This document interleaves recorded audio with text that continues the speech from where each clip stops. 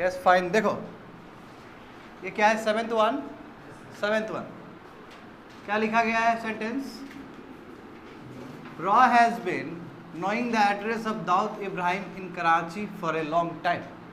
तो यहाँ पे क्या मिस्टेक है बताओ, क्या मिस्टेक है विवेक? देखो बात समझो, यहाँ पे बहुत सारे वर्ब्स होते हैं, देयर आर सम वर्ब्स, बहुत सारे वर्ब्स होते हैं लाइक, मैं बताता हूँ तुमको, बहुत सारे वर्ब्स है। Example your want, comma own, comma know, hate, hear, understand, ये सभी क्या है, वर्ब्स है, करेक्ट। और ये वर्ब है तो इसका मतलब ट्रांजिशन पॉसिबल है, V1 to V5, correct. But ये सब जो वर्ब है वो ज़्यादातर तुम्हारा किस फॉर्म में आता है, that is your perfect tense, present perfect tense में आता है। It can't come with your continuous tense, ये प्रेजेंट कंटिन्यूस टेंस में नहीं आ सकता ये सभी वर्ब्स। यदि ये प्रेजेंट कंटिन्यूस टेंस में आएगा तो इसका मीनिंग दूसरा होगा, कल बताए थे ना। जैसे मान लो कि थिंक है, यदि वो थिंकिंग हो गया तो उसका मीनिंग चेंज हो गया, उसका मीनिंग प्लानिंग हो गया। तो similarly there are many verbs that must be use in the tense your present perfect tense, present perfect tense में ही यूज़ करना होता है, कंटिन्यूस टेंस में हम यूज़ नहीं कर सकते हैं। इसलिए यहाँ पे देखोगे तो इसका क्या हो जाएगा, प्यूरिफिकेशन क्या हो जाएगा, रॉ हैज़ नोन, रॉ has known the address of Dawood Ibrahim in Karachi for a long time. समझ गए ना, समझ में आ गया? क्यों? क्योंकि बहुत सारे वर्ब्स होते हैं और इसमें से भी बहुत सारे वर्ब्स हैं जो कि कल बताए थे कि verbs of perception, verbs of cognitions, correct, and verbs of emotions. तो बहुत जैसे देखो हेयर है, हेड, देखो हेड क्या आ गया, उस कैटेगरी में फॉल हो गया, करेक्ट, वर्ब ऑफ इमोशन में आ गया वो, ठीक है। जैसे हेयर देखो वर्ब ऑफ परसेप्शन में आ गया वो, तो बिल्कुल वर्ब ऑफ परसेप्शन हो या वर्ब ऑफ इमोशन हो या फिर बाकी दूसरा भी हो सकता है। जैसे तुम्हारा ओन हो गया, वांट हो गया, यदि तुम यहाँ पे वांटिंग लगाते हो WANTING तो ये गलत होगा। क्यों? क्योंकि उस समय वांटिंग का मतलब वांट नहीं हो सकता, उसका मीनिंग कुछ चेंज हो जाएगा, दूसरा हो जाएगा। समझ गए ना? इसको लिख लो। So you have more examples, जैसे एग्जाम्पल देखो, इसके लिखने के बाद मोर एग्जाम्पल लिख देना। He has owned the house, he has owned the house for the last 10 years। देखो यहाँ पे भी हम लोग कौन सा वर्ड यूज़ किए, ये वर्ड यूज़ किए हैं, और क्या यूज़ किया है इसमें, परफेक्ट टेंस यूज़ किए हैं, प्रेजेंट परफेक्ट टेंस।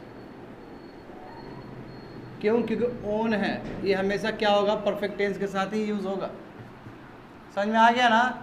इसलिए वहाँ पे यदि नोइंग होता है या ओइंग होता है या वांटिंग होता है या हेयरिंग होता है, वो गलत हो जाएगा। We have to write down all this words और ऑल दिस वर्ब्स किस फॉर्म में, प्रेजेंट परफेक्ट टेंस में। पिंटू समझ में आ गया ना? समझ में आ गया कौन सा सेंटेंस के बारे में बात कर रहे हैं? 7th वन लिख लो इसको तेजी से।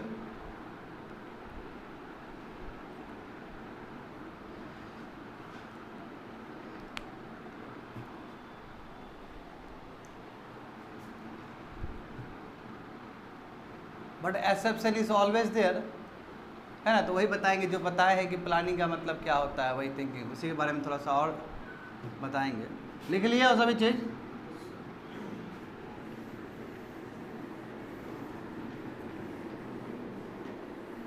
ये लिख लो एक्स्ट्रा सेंटेंस, एक्सेप्शन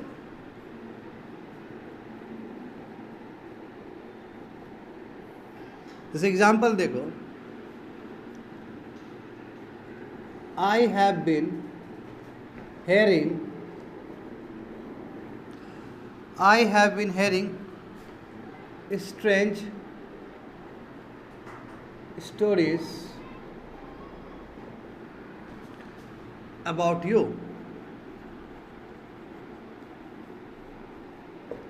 लेट्स, तो यहाँ पे देखो हेयरिंग आया कि नहीं आया, आईएनजी फॉर्म आया ना, समझ में आ रहा है ना यहाँ पे क्या लिखे है, यहाँ पे हेयरिंग आ गया, तो उस हिसाब से नहीं आना चाहिए था, बट यहाँ पे हेयरिंग का मतलब हेयरिंग नहीं है। क्या होगा विवेक, यहाँ पे हेयरिंग का मतलब हेयर नहीं है, यानी कि ये तुम्हारा वर्ब्स ऑफ परसेप्शन के अंदर नहीं आएगा, ये वर्ब ऑफ परसेप्शन नहीं है।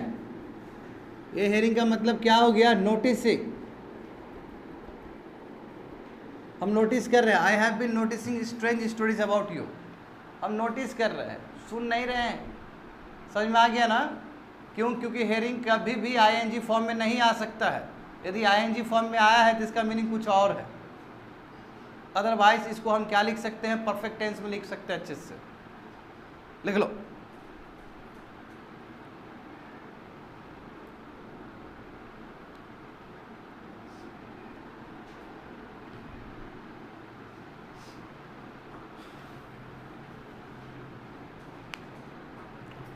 जैसे एक एग्जाम्पल और लिख सकते हो, क्लास का ही लिखाना चाहता हूँ।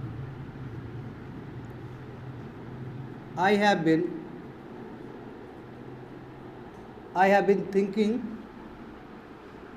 Thinking of teaching more classes. Let's say I have been thinking of teaching more classes, तो क्या हो गया यहाँ पे, थिंकिंग का मतलब क्या हो गया, थिंकिंग का मतलब थिंक नहीं हुआ जो कल बताए थे, यहाँ पे क्या हो गया, प्लानिंग हो गया।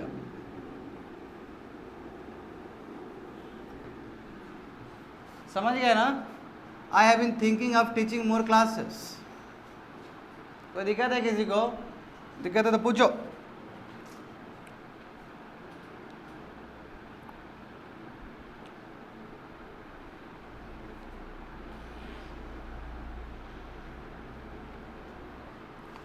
उसके बाद सेंटेंस देखो, कौन सा सेंटेंस है, पढ़ो जरा सेंटेंस।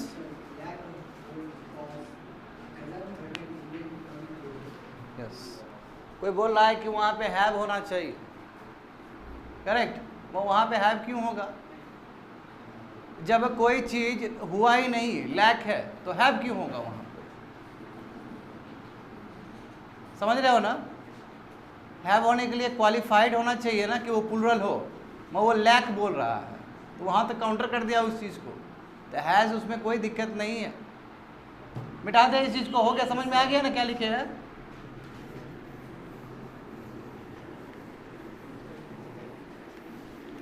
चलो पहले एक सेंटेंस लिख लो, खुद ही लिख लो, यहाँ पे देख रहा था ना बहुत सारा वर्ड्स था ना यहाँ पे, उससे एक लिख लो अपना, तेजी से लिखो, तेजी से सेल्फ बनाओ, आएंगे चेक करेंगे।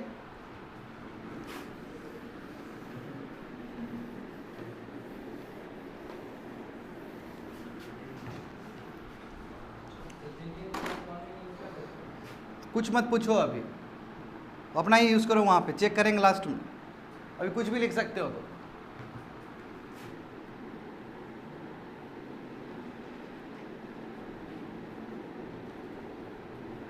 lack of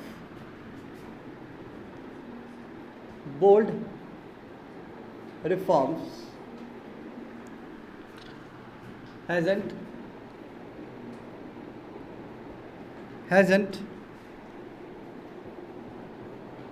hurted Indian economic growth। पहले लिख लो तुम लोग सेल्फ सेंटेंस, फिर बताएंगे क्या है ये चीज़। अच्छा, कोई बता सकता है क्या कि यहाँ पे क्या मिस्टेक है, एनी फीडबैक बताओ। पिंटू यहाँ पे कहाँ मिस्टेक है, कहीं ना कहीं तो मिस्टेक है, सिंपल सी बात है। और मिस्टेक कौन सा है, यस विवेक आप बताओ।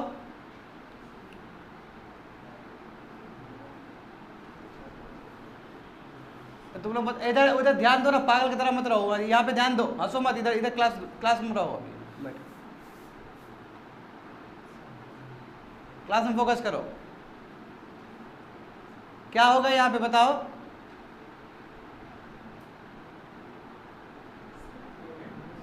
हाँ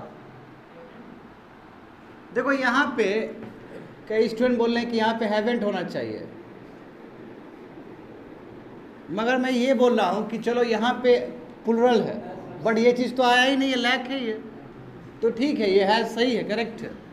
यदि मान लो कि यहाँ पे पॉजिटिव वर्ड रहता, then you can add have, समझ गए, तब तुमको हैव लगाना होता, क्योंकि लैक कर दिया यानी कि मिसिंग है वो चीज़, then you can put has, it's fine, क्योंकि वो चीज़ हुआ ही नहीं, वो प्रैक्टिकल हुआ ही नहीं वो चीज़। कोई भी हम पॉजिटिव सेंटेंस लिखते हैं, जब प्लुरल वर्ब होता है, यानी प्लुरल जब सब्जेक्ट होता है, उसी हिसाब से हम वर्ब लिखते हैं, है कि नहीं है, चाहे वो ऑक्सिलरी वर्ब हो या फिर हमारा मेन वर्ब हो। तो यहाँ पे तो ये चीज़ कंप्लीट ही नहीं हुआ, लैक ऑफ बोल्ड रिफॉर्म्स कहा जा रहा है। हाँ बोलो,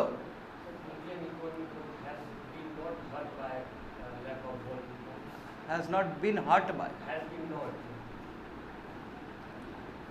देखो यहाँ पे ना ये क्या बोले, हैज की जगह क्या होना चाहिए, बोलो ना, तेजी से बोलो, रवि बोलो क्या होगा?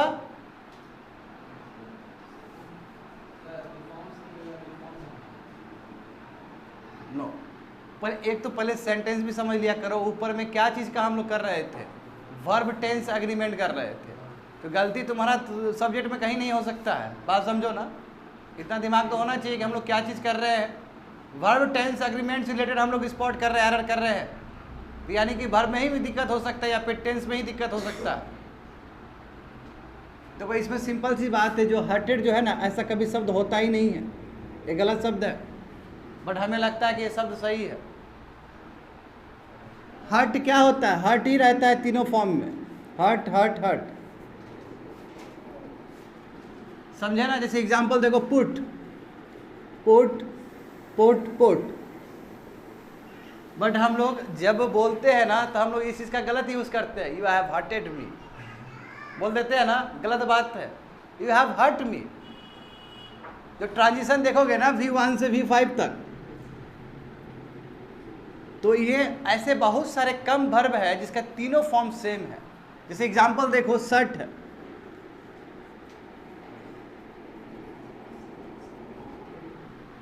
समझे? जैसे एग्जांपल थ्रस्ट है,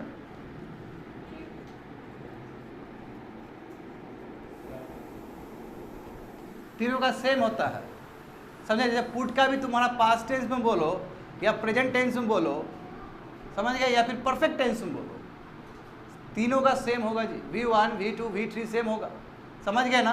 तो यहाँ पे क्या करोगे, यहाँ पे क्या लगाओगे, lack of bold reforms has not hurt Indian economic growth, तो वहाँ पे ईडी नहीं होगा, बस लिख लो इसको, और यहाँ पे लिख लो रीज़न ये है, क्यों? क्योंकि V1 और V3 सब सेम होगा, ये सब ये जितने भी वर्ड्स हैं लिख लो।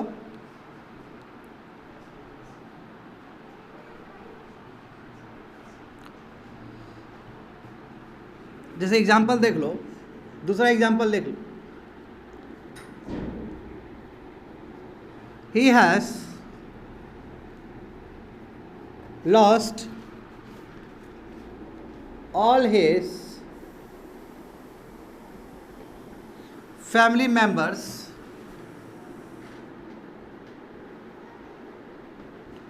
he has lost all his family member in the accident yes, ये भी क्या है तुम्हारा सेम फॉर्म रहेगा।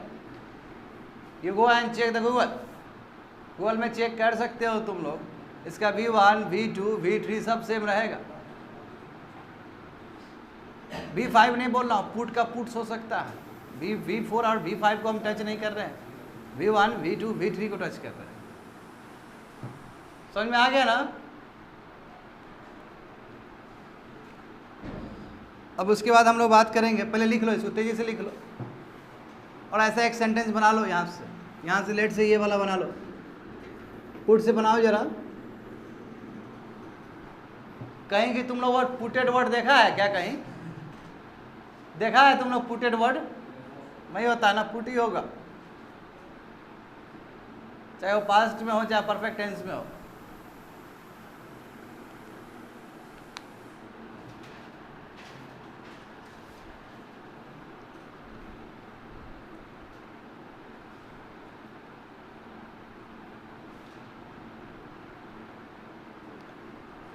तो ऐसा कुछ नहीं है, नहीं तो बच्चा लोग लिख देगा ये भी, ऐसा कुछ नहीं।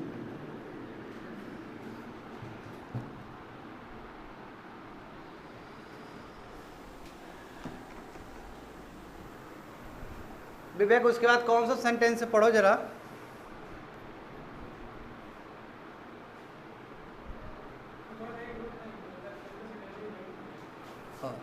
इसका क्या होगा बताओ। तो ये तो बहुत इजी सेंटेंस है, ईमेल वाला है ना ये। हाँ बताओ। हाँ ठीक है, तुम्हारा करेक्ट है। तुम बताओ कभी क्या होगा इसका आंसर। हाँ राइट होगा। बताओ तुम लोग बताओ क्या होगा। सोमिया क्या होगा, क्या होगा वहां पे देखो।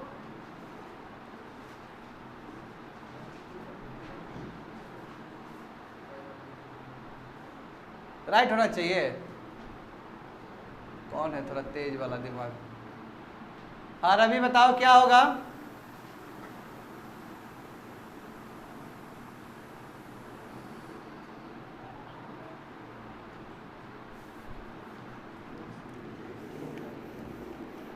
अरे तुम लोग माइंड लगाओ ना, माइंड लगाओगे तभी कुछ हो पाएगा, नहीं तो नहीं होगा। क्या होगा बाबू बताओ जल्दी। तुम बोलो ठीक है, निहाल तुम ही बोलो।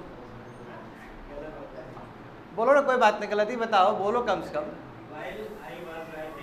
हाँ सही बात है, सही है, राइटिंग होगा। I was writing. इसके पीछे लॉजिक क्या है, इस सेंटेंस में लगा इसलिए हम लगा दिए, ऐसा कुछ क्या।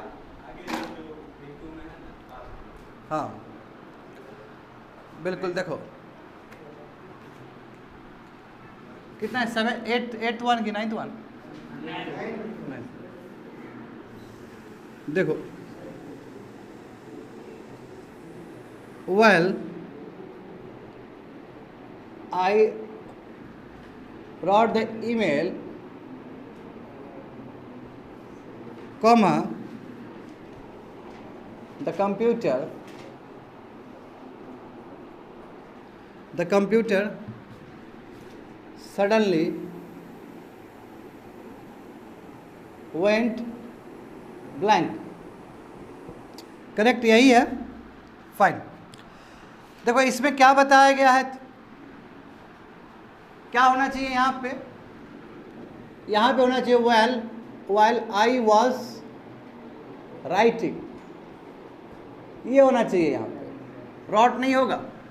क्यों रॉट नहीं होगा यहाँ पे, क्योंकि यहाँ पे हम कर क्या रहे कि एक पास्ट को, देखो ये दोनों एक्शन पास्ट का एक्शन है, यहाँ पे समझो है ना, पढ़ने के बाद समझ में आ जाएगा, दोनों एक्शन पास्ट है। while I wrote the email, तो एक पास्ट का एक्शन, ये जो पास्ट का एक्शन है ये कंटिन्यूअस है। ये जो पहला वाला क्लॉज दिख रहा है तुम लोग को, ये वाला क्लॉज, ये क्या है तुम्हारा, कंटिन्यूअस है, यानी कि अनइंटरप्टेड है। ये अनइंटरप्टेड एक्शन है। ये कभी भी कोई अनइंटरप्टेड एक्शन हो यानी कि उसको कंटिन्यूअस में लिखा जाता है, समझे, उसको कंटिन्यूअस में लिखा जाता है।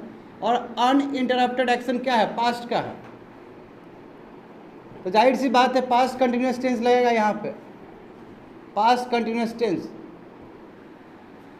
और तुम लोग स्ट्रक्चर जानते हो ना, पास्ट कंटिन्यूअस टेंस का क्या स्ट्रक्चर होता है, पीसीटी का, सब्जेक्ट प्लस वाज या फिर वह, करेक्ट, VING फॉर्म, और प्लस ऑब्जेक्ट हो भी सकता है नहीं भी हो सकता है, ये स्ट्रक्चर होता है।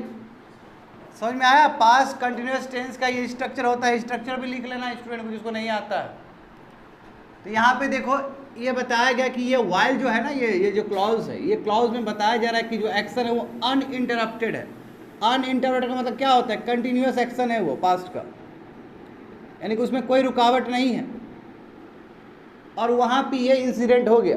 तो यानी कि क्या हुआ यहाँ पे, V4 यानी कि VING फॉर्म प्लस दूसरा एक्शन क्या है V2, इसका कम्बिनेशन है ये दोनों क्लॉज। समझ गए ना, ये पास्ट का ING फॉर्म, और दूसरा जो है समझे, दूसरा क्या है तुम्हारा V2 फॉर्म है। देखो यहाँ पे दिख गया वेंट, समझ में आ गया ना। तो क्यों लगाए, क्या इसके पीछे लॉजिक है, इसके पीछे क्या लॉजिक कि हम लोग लगाते while I was writing the email. इसका रीजन यही है कि जो एक एक्शन वो जो पास्ट का एक्शन क्या था तुम्हारा कंटिन्यूस था, इसलिए हम क्या करते हैं वॉज राइटिंग लगाते हैं, और बाकी कोई दिक्कत नहीं है, बाकी सब सही है। लिख लो इस चीज को।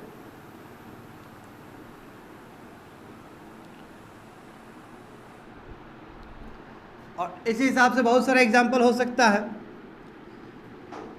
while she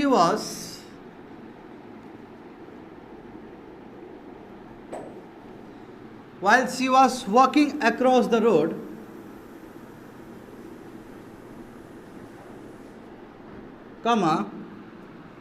a bike hit her.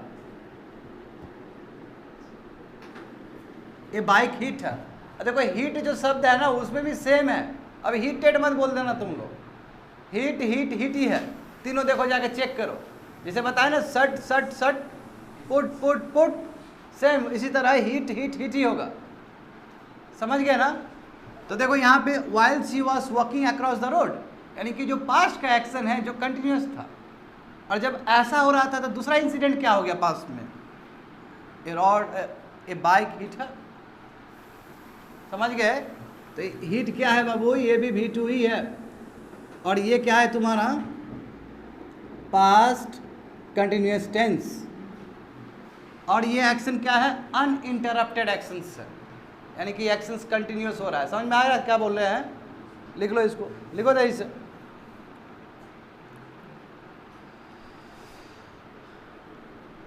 And there is always exception, है ना।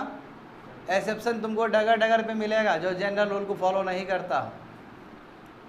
क्या ऐसा हो सकता है दोनों चीज कंटिन्यूस में हो, पास्ट कंटिन्यूस टेंस में दोनों हो? क्या हो सकता है ऐसा विवेक? ऐसा हो सकता है कि दोनों ही कंटिन्यूस टेंस में चल रहा हो?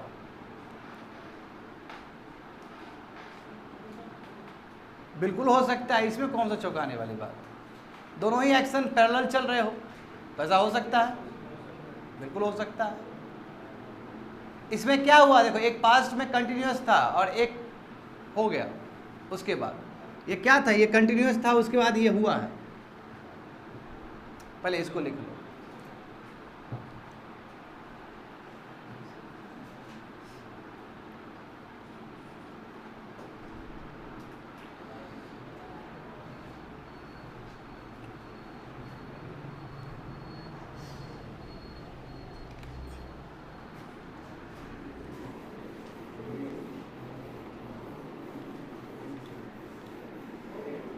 ऐसा एक सेंटेंस बना लो, ऐसा एक सेंटेंस बना लो जिसमें क्या हो, पास्ट कंटिन्यूस टेंस हो, और दूसरा सेंटेंस क्या हो तुम्हारा पास्ट टेंस हो या पास्ट सिंपल टेंस हो।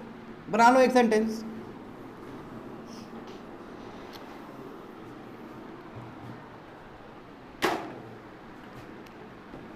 Exception,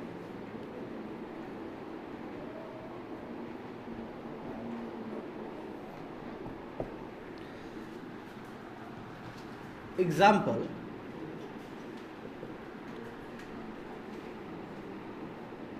she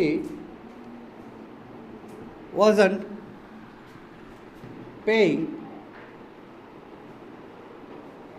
attention. She wasn't paying attention when I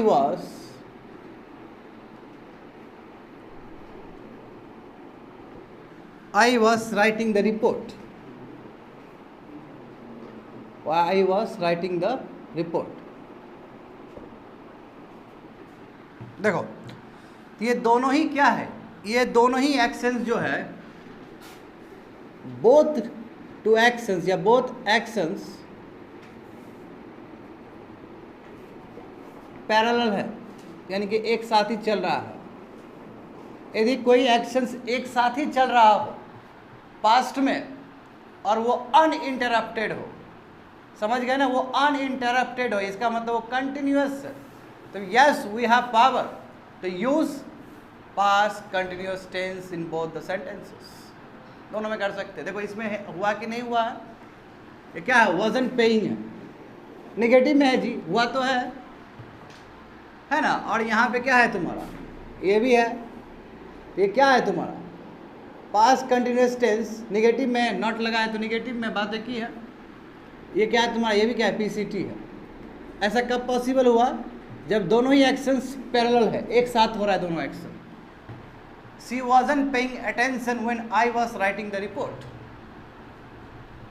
parallel चल रहा है ना, हम लिख रहे हैं, वो ध्यान नहीं दे रही, बताओ उसी के लिए लिख रहे हैं, समझ में आ गया ना, लिखो।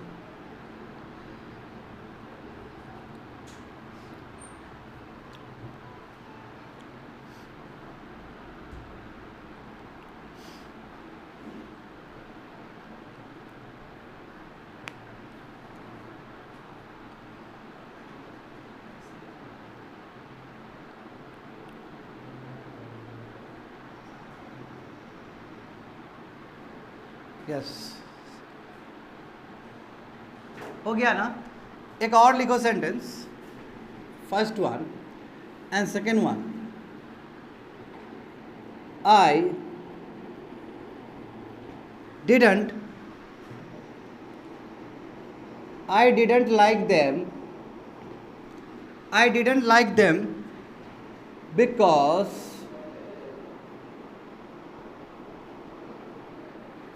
they were always complaining।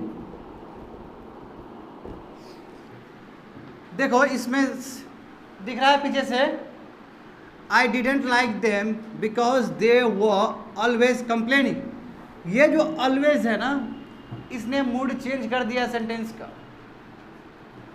क्या है इसका मतलब, यदि यहाँ पे मान लो कि ऑलवेज नहीं होता, यहाँ पे कान खोल के सुनो बच्चे लोग, प्रीति छोड़ दो बाबू, छोड़ दो ना, ये सीखो ही आप। I didn't like them because they were complaining, तो पास्ट का एक चीज बता रहा होता, यानी कि ऑलवेज वाला बात नहीं होता वो, यानी कि वो बात बीत गया, जो कंटिन्यूस था एक बार बीत गया। मैं यहाँ पे जो ऑलवेज आया ना, ये पूरी तरीके से सेंटेंस का मीनिंग चेंज कर दिया। हम उसको इसलिए पसंद नहीं करते क्योंकि वो हमेशा कंप्लेनिंग करता है, यानी कि जो ऑलवेज यहाँ पे शब्द आया है इसके साथ, ये क्या बताता है, तुम्हारा हैबिट है उसका, हैबिचुअल एक्शन है उसका। तो यस हम ऑलवेज भी लगा सकते हैं, और भी हमारे पास विकल्प है एडवर्ब का, जैसे कॉन्स्टेंटली भी लगा सकते हैं हम लोग, करेक्ट, बार बार करता है। तो इस तरह का वर्ड को हम यूज़ करके ना कंटिन्यूस टेंस में, चाहे वो प्रेजेंट हो चाहे पास्ट हो, हम ये लगा के बोल सकते हैं कि यस ये क्या है, रिपीटेड एक्शंस, या ऐसे एक्शंस बार बार होते हैं। और यदि ऑलवेज नहीं होता तो वो रिपीटेड एक्शंस नहीं होता, वो एक बार जो पास्ट में बीत गया है। But with the presence of always and constantly, जो भी वर्ड्स है और भी वर्ड्स हो सकते हैं, इसके वजह से मूड बदल गया उसका, और ये क्या बोला कि ये एक्शन पास्ट का रिपीटेड है, ऐसा होता ही होता है। समझ गए ना, इस चीज़ को लिख लो।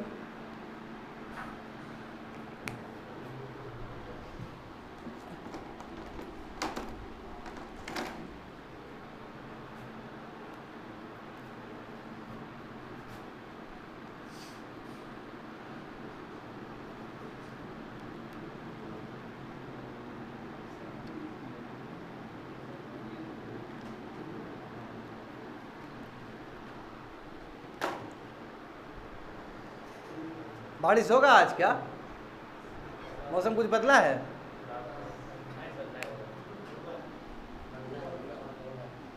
बहुत गर्मी है यार, मिटा दे।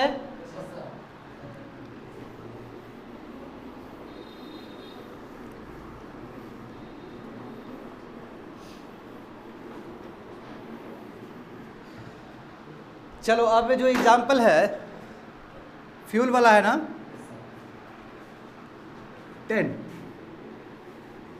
10 देख लो यहाँ पे, if the fuel prices will go up, comma, the inflation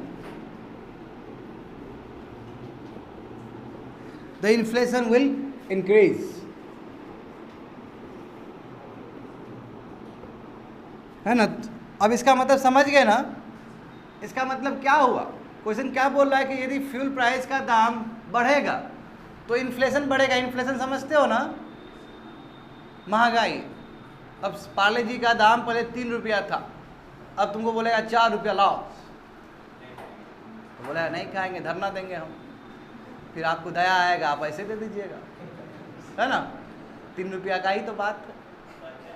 वो बोला 3 रुपया नहीं 4 रुपया का बात है। मगर समझो इन्फ्लेशन ये होता है, इन्फ्लेशन बहुत ही खतरनाक चीज़ है, ठीक है। कहीं वेनेजुएला वाला स्थिति ना हो जाए, कहीं केनिया वाला स्थिति ना हो जाए, कहीं जर्मनी वाला स्थिति ना हो जाए, हिस्ट्री गवाह है इस चीज़ का। कहीं श्रीलंका वाला हाल ना हो जाए। श्रीलंका में क्या हुआ पता है तुम लोग को? एक दिन में फैसला लिया गया कि हम ऑर्गेनिक स्टेट बना देंगे इसको। अरे भाई, एक दिन में ऑर्गेनिक स्टेट बनता है क्या? पूरा चौपट हो गया, एग्रीकल्चर प्रोडक्शन ही खत्म हो गया वहाँ पे, और पूरा इन्फ्लेशन है वहाँ। तो इसलिए टामिल्स लोग वहाँ के जो है, टामिल्स वहाँ पे माइनॉरिटी में है। इससे पहले भी यदि बात करो कि राजीव गांधी के टाइम में ना एलटीटी बहुत एक्टिव थे, वो भी टामिल से ही रिलेटेड हिस्ट्री है उसका। पूरा जीना हराम कर दिया था, पैरेलल गवर्नमेंट बना लिया था श्रीलंका में टामिल्स ने, ठीक है। बट हमारे लीडर बहुत एथिकल लीडर होते हैं, तो हम बोले कि नहीं ठीक है, आपका अपना कंट्री, आप अच्छे से रहिए।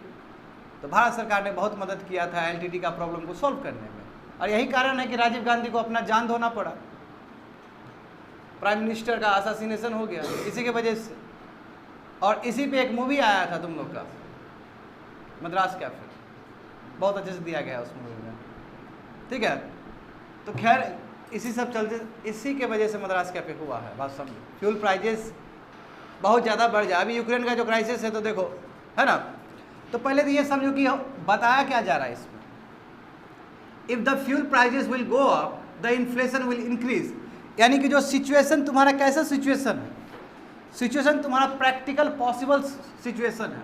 यानी कि कह सकते हो यहाँ पे जो इफ़ क्लॉज है। अब देखो वहाँ पे हमने देखा था ना कि if I were the chief minister of this state I would eradicate corruption in the state, ऐसा ही था कुछ। अब यहाँ पे इफ़ क्लॉज है, और इफ क्लॉज क्या है, प्रैक्टिकल पॉसिबल है, यानी कि ऐसा हो सकता है। जब कोई चीज़ प्रैक्टिकल पॉसिबल हो तो पहला जो सेंटेंस लिखना चाहिए वो हमेशा तुम्हारा क्या होना चाहिए, सिंपल प्रेजेंट टेंस में होना चाहिए, समझे, सिंपल प्रेजेंट टेंस में होना चाहिए। और दूसरा जो क्लॉज होगा, ये clause can be your future present tense, यानी कि simple future tense, simple present tense और सिंपल फ्यूचर टेंस हो सकता है। तो पहले तुम लोग समझो कि सिंपल पास्ट टेंस का स्ट्रक्चर जानते हो ना तुम लोग, सिंपल प्रेजेंट टेंस का जानते हो स्ट्रक्चर क्या होता है, subject plus V1 V5 plus your object. So simple past tense का क्या होता है, सिंपल फ्यूचर टेंस का क्या होता है बताओ, सब्जेक्ट प्लस विल या फिर shall plus your always V1 and plus your object is your optional. So simple. चूंकि ये प्रैक्टिकल पॉसिबल ऐसा हो सकता है, इसलिए जो पहला जो आना चाहिए यहाँ पे हमेशा क्या आएगा, सिंपल प्रेजेंट टेंस होगा।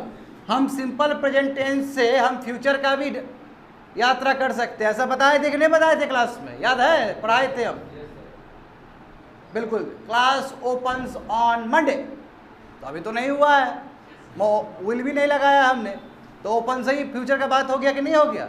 जो प्रैक्टिकल सिचुएशन हो, जो रियल सिचुएशन हो, उसमें हम सिंपल प्रेजेंट टेंस लगा सकते हैं।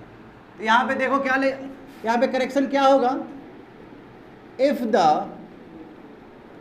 Fuel prices go up, goes up नहीं होगा क्योंकि यहाँ पे प्राइजेस, जब ये प्लुरल है तो प्लुरल वाला वर्ब चाहिए तुमको, V1 चाहिए। If the fuel prices go up comma the inflation, लिख दो सबसे, द इन्फ्लेशन विल इंक्रीज, लिख लो वहाँ पे, तेजी से लिख लो।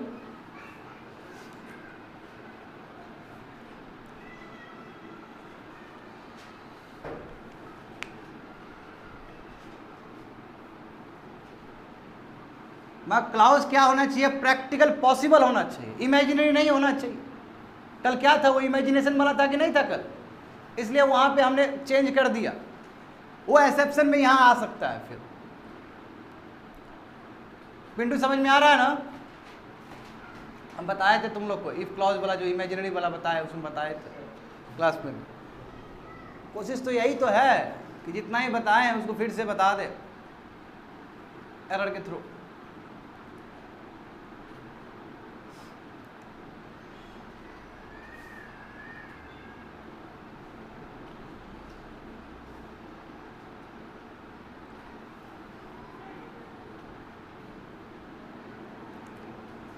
हाँ, मेरा सवाल है विवेक तुमसे, क्योंकि तुम जानते हो अच्छे से इसलिए मैं पूछ रहा हूँ।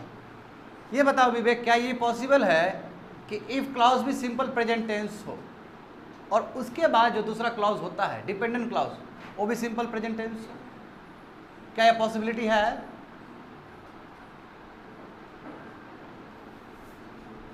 समझ में आया क्या पूछ रहे हैं हम? क्या पॉसिबिलिटी है ऐसा? वही बताएंगे एक्सेप्शन में, यानी कि ये प्रैक्टिकल पॉसिबिलिटी वाला चीज हो तभी हो सकता है ऐसा। ठीक है, तो ऐसा हुआ तो ऐसा हो सकता है। और कई बार ऐसा भी होता है ना कि प्राइस बढ़ गया फ्यूल का, मगर आरबीआई ने बहुत अच्छा काम कर दिया, इन्फ्लेशन नहीं आया, ये भी तो होता है। और आरबीआई हर समय करती है ओपन मार्केट ऑपरेशन से।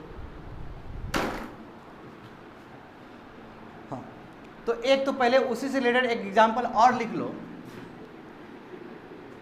पॉसिबिलिटी, इफ यू स्टडी, यदि तुम पढ़ोगे तो चांस है कि यू विल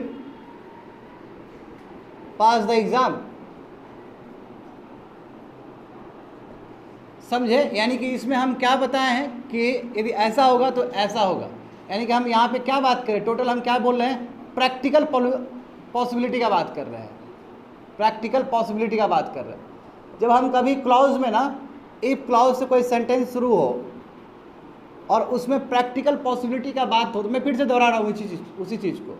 इफ क्लॉज से स्टार्ट हो सेंटेंस और उसमें प्रैक्टिकल पॉसिबिलिटी का भाव हो because of the presence of second clause, तो हर समय जो पहला क्लॉज होना चाहिए, first clause simple present tense होना चाहिए एंड सेकेंड क्लॉज क्या होना चाहिए, यस, सिंपल फ्यूचर टेंस होना चाहिए। बिल्कुल यहीं पे एक एग्जांपल वही दिया। एक्सेप्शन लिख लो इसको तेजी से। अब एक्सेप्शन देखते हैं हम लोग। There is always exception, but मान लो कि पॉसिबिलिटी का बात ना हो और रियलिटी हो, पॉसिबिलिटी का बात ना हो, पूरा रियलिटी हो कि ऐसा हुआ तो ऐसा ही होगा। जैसे एग्जांपल देखो, if you hit ice it melts. अब बताइए इसमें पॉसिबिलिटी का बात होना चाहिए क्या? यदि हम आइस को हिट करेंगे तो मेल्ट होना ही होना है। इसमें प्रैक्टिकल पॉसिबिलिटी वाला बात तो नहीं हुआ, इसमें क्या बात हुआ, रियलिटी बात हुआ है जी। यहाँ पे रियलिटी, जब रियलिटी का बोध हो, समझे, जब रियलिटी का बोध हो तो first clause as well as second clause दोनों में ही सिंपल प्रेजेंट टेंस होगा और दोनों ही क्या बता रहा है कि फ्यूचर में ऐसा हो सकता नहीं, फ्यूचर में ऐसा होगा, यदि ऐसा होता है तो ऐसा ही होगा। तो यानी कि इफ क्लॉज यहां पे लिख सकते हो, इफ क्लॉज से सेंटेंस स्टार्ट हुआ हो और इसका बोध रियलिटी की तरफ हो, तो पहला क्लॉज जिसको हम लोग इंडिपेंडेंट क्लॉज कहेंगे ठीक है, यहाँ पे ये लिख सकते हैं फर्स्ट क्लॉज जो कि इंडिपेंडेंट क्लॉज होगा। कल बताए थे ना इंडिपेंडेंट क्लॉज क्या होता है। Yes sir. इंडिपेंडेंट क्लॉज, तो इसको हम लोग लिखेंगे सिंपल प्रेजेंट टेंस में, एज वेल एज जो सेकंड क्लॉज होगा यानी कि जो डिपेंडेंट क्लॉज होगा उसको भी क्या लिखना है, सिंपल प्रेजेंट टेंस में लिखना है। ये एक्सेप्शन है जी। तो कल जो दोहराए थे ना इमेजिनरी वाला सिचुएशन, तो यहाँ पे भी लिख दो क्योंकि इसे मैच करता है वो सभी चीज़।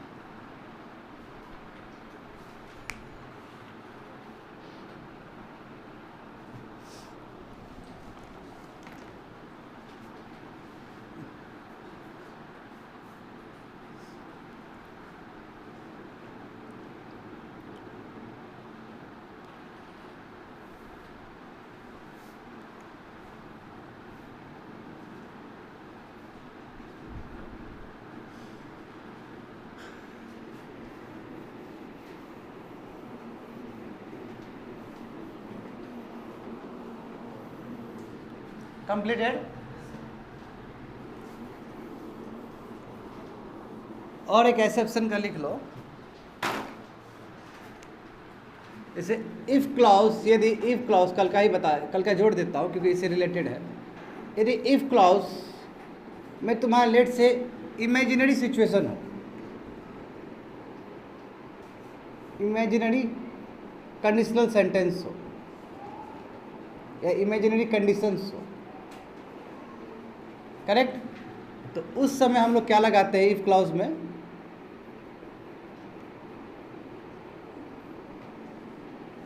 वो लगा सकते हैं, करेक्ट, या फिर हम लोग हैड भी लगा सकते हैं। हैड तब लगा सकते हैं जब पोजीशन का बोध हो तब। और जो सेकंड होगा यानी कि तुम्हारा इफ क्लॉज का मतलब क्या है, ये फर्स्ट क्लॉज है यानी कि प्रिंसिपल क्लॉज भी कह सकते हैं इसको।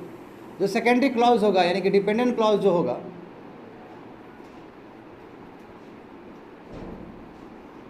यानी कि सेकंड वाला, उसमें क्या लगाएंगे हम लोग, मॉडल लगाएंगे, that is your hood, hood plus V1। तो वही एग्जाम्पल को यहाँ पे लिख दो, इफ आई व PM, if I were PM, I would eliminate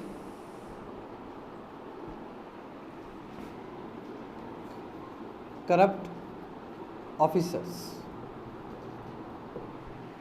ठीक है, if I were PM, I would eliminate corrupt officers, correct।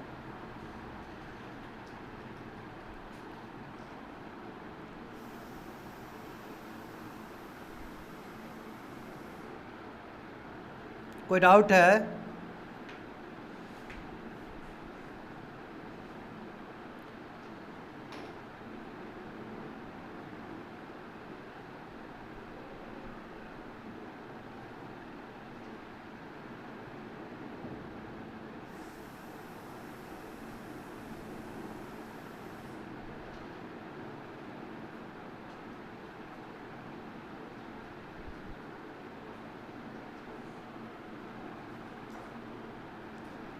कितना किए हम लोग, 10 कंप्लीटेड ना। ठीक है, आज के लिए इतना ही रहने दो। I will check the copy of students. That's it for today's class.